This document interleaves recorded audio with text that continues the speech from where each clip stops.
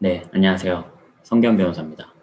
오늘은 많은 분들이 헷갈려 하시는 외국 변호사, 외국법 자문사, 국제 변호사 등의 개념과 그 차이점에 대해서 한번 이야기를 해보려고 합니다.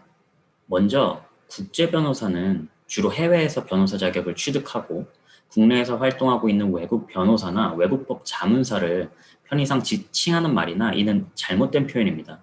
따라서 국제 변호사라는 자격이나 명칭은 정식으로 존재하는 것이 아니기 때문에 해당 표현을 사용해서도 안 되고, 만약 사용하는 자가 있다면 그 자격에 대해서 의심을 해보시기 바랍니다.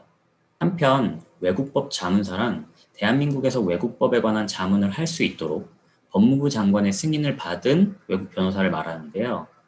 외국 변호사는 원칙적으로 외국법 자문사 자격 승인을 받아 대한변호사협회에 등록한 후 외국법 자문사로 활동할 수 있습니다. 따라서 외국 변호사가 더 큰 개념이고, 외국법 자문사는 그 안에 포함되는 부분 집합과 같은 작은 개념이라고 보시면 됩니다. 즉, 다시 말해 모든 외국법 자문사는 외국 변호사이지만 모든 외국 변호사가 외국법 자문사인 것은 아닙니다.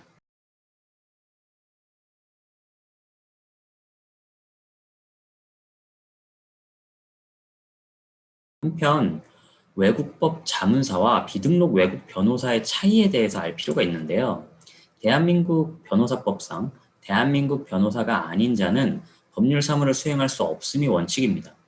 다만 예외적으로 외국법 자문사법에 따라 외국법 자문사는 원자격국 법령 및 국제관습법에 관한 법률 사무를 할 수 있는 것인데요. 따라서 외국법 자문사법에 따라 등록되지 않은 비등록 외국 변호사는 자기 이름으로는 대한민국 내에서는 어떠한 법률 사무도 수행할 수 없음이 원칙입니다. 단 한 가지 예외는 외국법 자문사법에 의하여 국제중재사건의 대리만이 가능합니다. 따라서 비등록 외국 변호사는 한국 변호사 또는 등록된 외국법 자문사의 업무 보조자로서의 역할 수행만 가능하다고 볼 수 있습니다.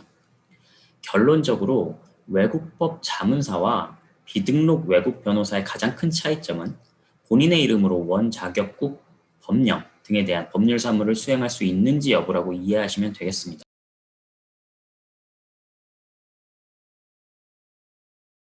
그런데 실제로 2020년 3월 기준으로 법무부의 외국법 자문사로 등록 승인된 변호사의 숫자는 192명으로 생각보다 많지 않음을 알 수 있는데요. 따라서 한국에서 활동하고 있는 상당수의 외국 변호사들이 비등록 외국 변호사로서 일을 하고 있다고 이해하면 되겠습니다. 물론 이거 자체가 문제가 되지는 않는 게, 앞서 설명하였듯이 비등록 외국 변호사라 하더라도 한국 변호사나 외국법 자문사의 업무 보조자로서의 역할을 수행하는 것 자체는 문제가 없기 때문입니다. 다만 외국법 자문사로 등록되지 않은 외국 변호사가 자신의 이름으로 법률 의견서 등을 작성하는 것은 모두 변호사법 및 외국법 자문사법의 위반임을 명심할 필요가 있겠습니다. 모든 국가의 변호사 자격자가 국내에서 외국법 자문사로 등록할 수는 없습니다. 대한민국과 FTA를 통하여 법률 시장을 개방한 국가의 변호사 자격자에 한해서만 외국법 자문사 자격을 부여하고 있는데요. 현재까지는 미국, EU, 중국, 호주, 캐나다 등의 국가가 법률 시장이 개방되어 있으므로 가장 많이 관심을 가지실 미국 변호사의 경우에는 자격 대상이 된다고 볼 수 있습니다. 만약 이 외의 국가들에서 변호사 자격을 취득한 사람이라면 반드시 FTA 법률 시장 개방 여부를 확인해 보셔야 하겠습니다. FTA 상대국의 변호사 자격을 가진 자라고 하더라도 일정 요건을 갖춘 경우에만 외국법 자문사 자격을 부여하고 있는데요. 대표적으로는 3년 이상의 업무 경력이 요구됩니다. 따라서 외국법 자문사로 등록하려는 외국 변호사는 원칙적으로 자격을 취득한 후 원자격국에서 3년 이상 법률 사무를 수행한 경력이 있어야 하는데요. 단 원자격국 외의 외국에서 법률 사무를 수행하였더라도 그 기간을 최대 3년까지, 하지만 대한민국에서 수행한 기간은 최대 2년까지 산입이 가능합니다. 예를 들어 쉽게 설명하자면 미국 변호사가 영국에서 1년, 그리고 한국에서 2년 동안 미국법에 관한 법률 사무를 수행하였다면 외국법 자문사의 자격 요건이 되나 영국에서 6개월, 한국에서 2년 6개월 동안 법률 사무를 수행하였다면 한국에서의 경력이 2년까지밖에 산입이 되지 않기 때문에 미국 또는 다른 외국에서의 경력이 추가로 6개월이 필요합니다. 한편 외국법 자문 법률사무소의 대표자가 되려는 외국법 자문사는 더 나아가서 순수하게 원 자격국에서 3년 이상 그리고 전체 5년 이상의 법률사무 수행 경력을 요구하고 있습니다.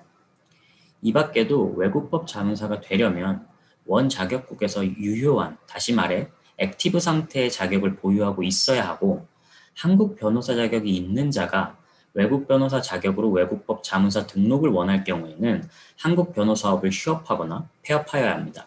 다시 말해 한국에서 한국 변호사 활동과 외국법 자문사 활동을 동시에 병행할 수는 없습니다. 마지막으로 가장 중요한 부분인 외국법 자문사가 할 수 있는 일과 할 수 없는 일의 범위인데요. 외국법 자문사는 일단 원칙적으로 본인이 자격을 취득한 원 자격국의 법령, 원 자격국이 당사국인 조약, 그리고 일반적으로 승인된 국제관습법에 관한 자문을 할 수 있고 국제중재사건 대리 업무를 수행할 수 있습니다. 참고로 앞서 말했듯이 한국 내에서의 국제중재사건 대리는 비등록 외국 변호사도 할 수 있는데 다만 이 경우에는 1년 중 전체 체류 기간이 90일 이상이 되어서는 안 됩니다. 반면에 외국법 자문사는 대한민국 법령에 관한 사무를 수행할 수 없는데요. 특히 송무와 같이 각종 국내법 관련 업무, 정부기관을 대상으로 하는 업무, 구치소에서의 변호인 접견 등 대한민국 법상 한국 변호사에게만 허용되는 업무는 할 수 없습니다. 다시 말해 아무리 간단한 자문이라도 그 자문의 내용이 예를 들어 대한민국 상법, 공정거래법, 자본시장법 등에 관한 내용이라면 법률 사무를 수행하여서는 안 됩니다. 보다 자세한 외국법 자문사 자격 승인 절차 및 신청 방법에 대해서는 법무부 홈페이지나 법무부 국제법무과로 문의하시면 되겠습니다.